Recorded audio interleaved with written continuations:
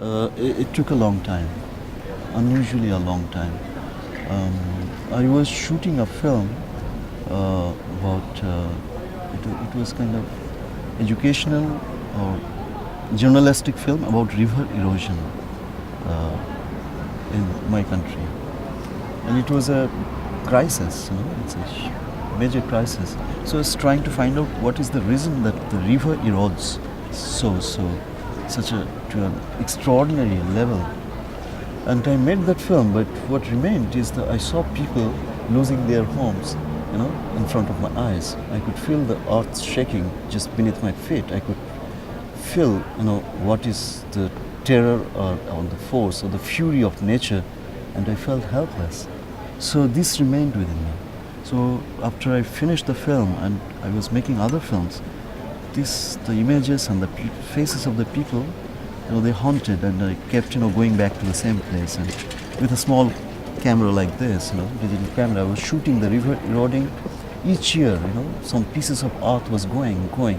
I was wondering, why does so much land go? Where will all these people go? So in a way, I was obsessed with that. And I was doing other things, but this was happening in my mind. And then I knew that this new island has come up.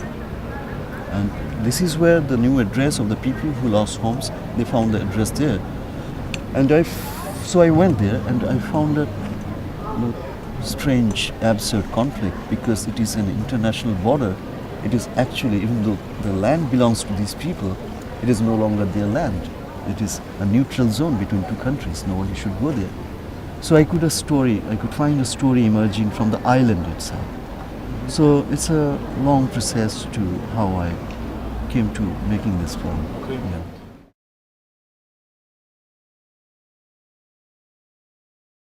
He's a very shy boy, and people, told me, he is kind of a, very shy and he doesn't talk, avoid him, But I found like his eyes. When I looked at his eyes and I looked at me, there was a kind of, chemistry that goes between one man and another man. And I took him aside and I started talking to him with a small camera, and he was open. He was no longer shy because he found something happening between us. So, yeah.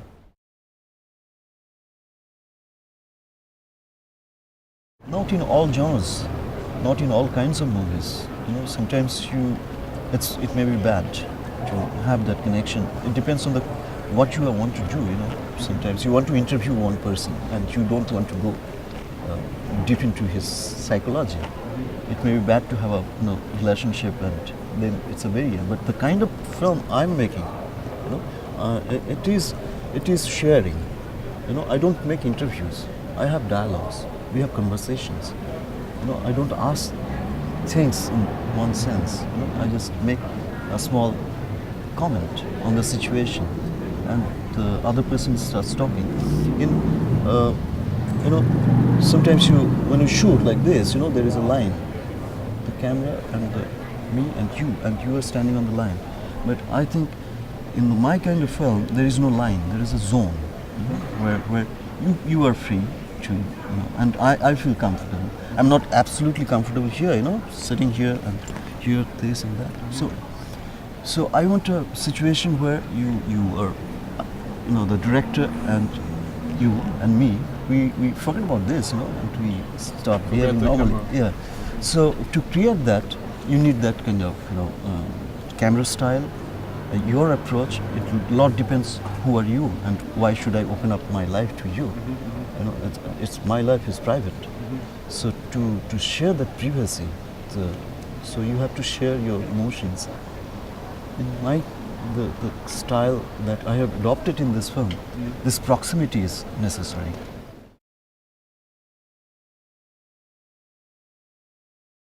In this film, Char, we had a strange experience because we had different kinds of situations. So we mixed up different cameras.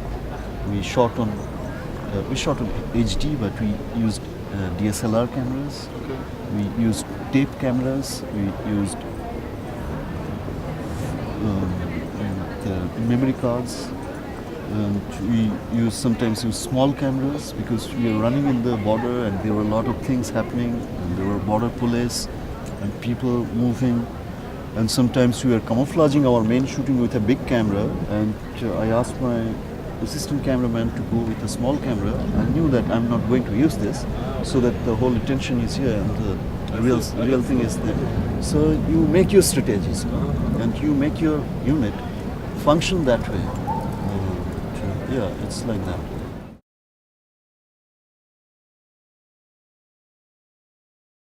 My friend, I have no message to say. I never try to create a message in my film. It's more experiential. If you start giving that cause and effect and logic and anti-logic, creating a conflict and resolving it and finally giving a message, it becomes a formula for me. Cinema is for me more experiential, it's more realistic, and if I start giving a message, I become a kind of filmmaker priest, giving a sermon. I think it's my job is to share the experiences, share the emotions, share the reality, people's lives.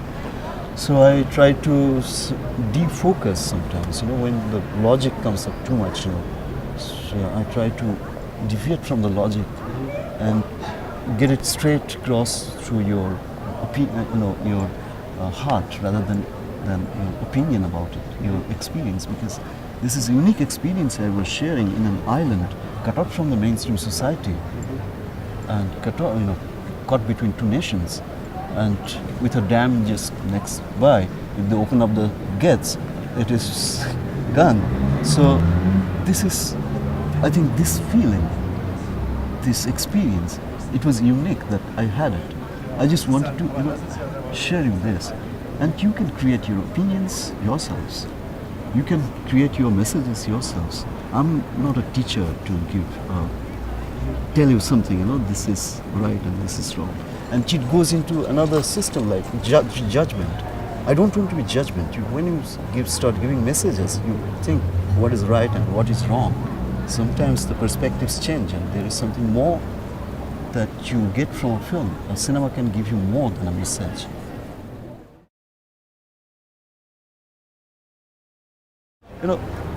You go to a film school and you come out after 5 years, you look back, after 10 years, you find only 2 or 3 survived making films. The rest got lost. It's not the film school makes filmmakers. It's you you make yourself a filmmaker. You have to believe in yourself and probably not to put too much of importance to the experienced and the established filmmakers.